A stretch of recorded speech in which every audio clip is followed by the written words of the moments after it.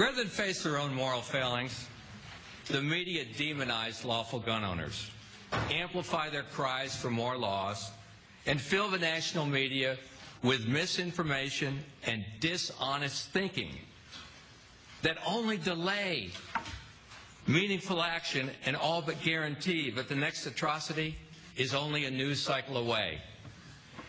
The media calls semi-automatic firearms machine guns. They claim these civilian semi-automatic firearms are used by the military. They tell us that the .223 round is one of the most powerful rifle calibers, when all of these claims are factually untrue. They don't know what they're talking about. Worse, they perpetuate the dangerous notion that one more gun ban or one more law imposed on peaceable, lawful people will protect us, where 20,000 other laws have failed. As brave and heroic and as self-sacrificing as those teachers were in those classrooms, and as prompt and professional and well-trained as those police were when they responded, they were unable, through no fault of their own, unable to stop it. As parents, we do everything we can to keep our children safe. It's now time for us to assume responsibility for our schools. The only way to stop a monster from killing our kids is to be personally involved and invested in a plan of absolute protection. The only thing that stops a bad guy with a gun is a good guy with a gun. Would you rather have your 911 call bring a good guy with a gun from a mile away or from a minute away? Now, I can imagine the headlines, the shocking headlines you'll print tomorrow. More guns, you'll claim, are the NRA's answer to everything. Your implication will be that guns are evil and have no place in society, much less in our schools. But since when did the gun automatically become a bad word? A gun in the hands of a Secret Service agent protecting our president isn't a bad word. A gun in the hands of a soldier protecting the United States of America isn't a bad word. And when you hear your glass breaking at 3 a.m. and you call 911, you won't be able to pray hard enough for a gun in the hands of a good guy to get there fast enough to protect you. So, why is the idea of a gun good when it's used to protect the president of our country or our police, but bad when it's used to protect our children in our schools? They're our kids. They're our responsibility. And it's not just our duty to protect them, it's our right to protect them.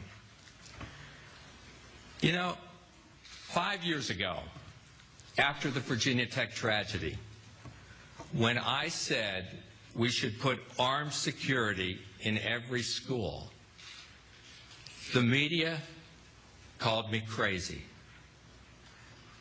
But what if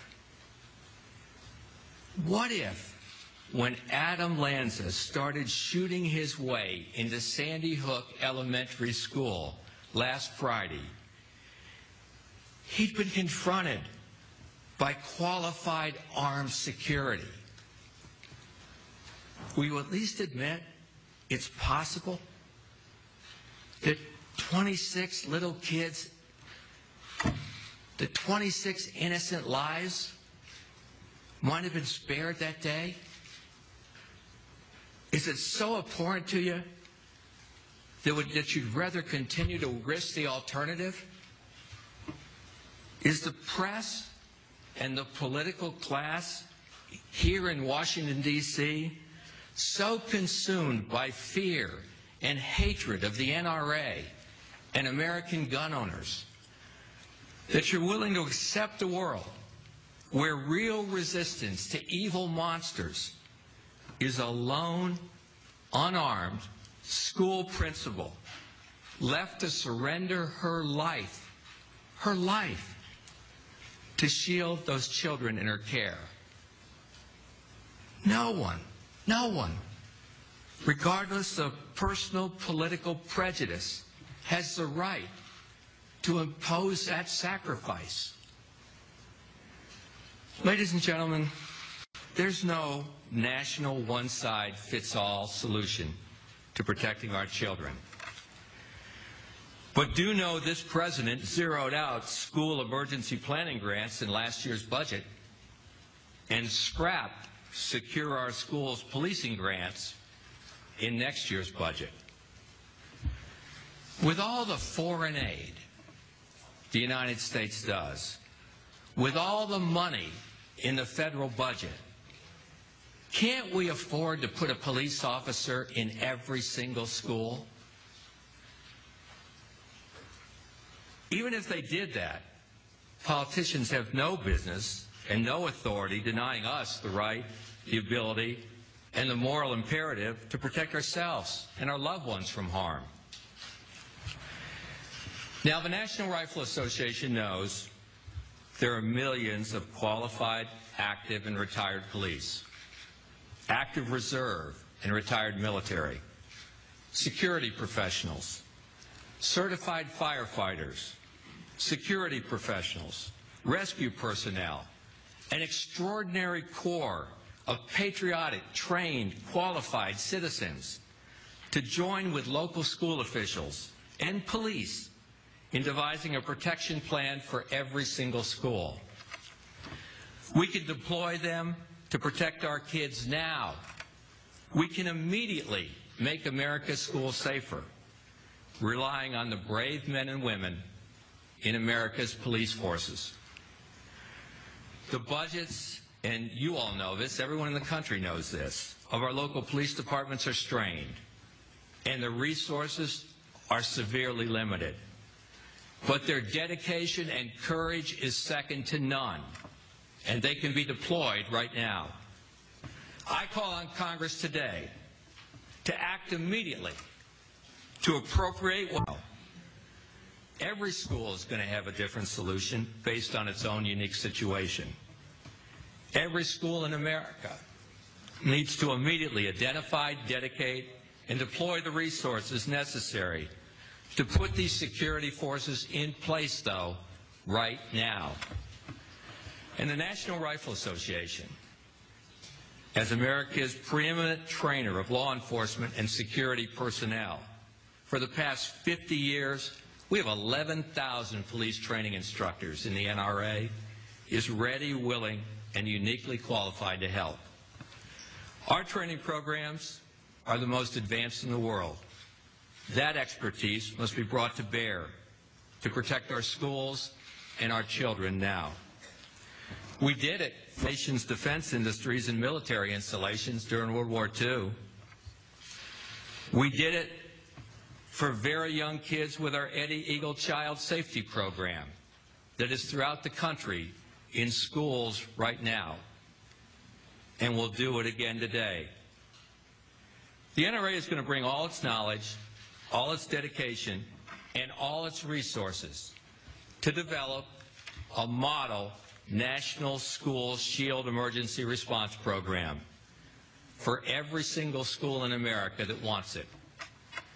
From armed security to building design and access control to information technology to student and teacher training, this multifaceted program will be developed by the very best experts in the field.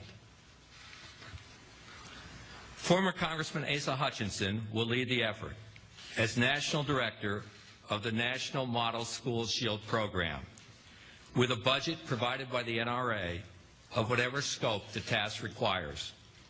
His experience as a United States Attorney, Director of the Drug Enforcement Agency, and Undersecretary of the Department of Homeland Security will give him the knowledge and expertise to hire the most knowledgeable and credentialed experts that are available in the United States of America to get this program up and running from the first day forward.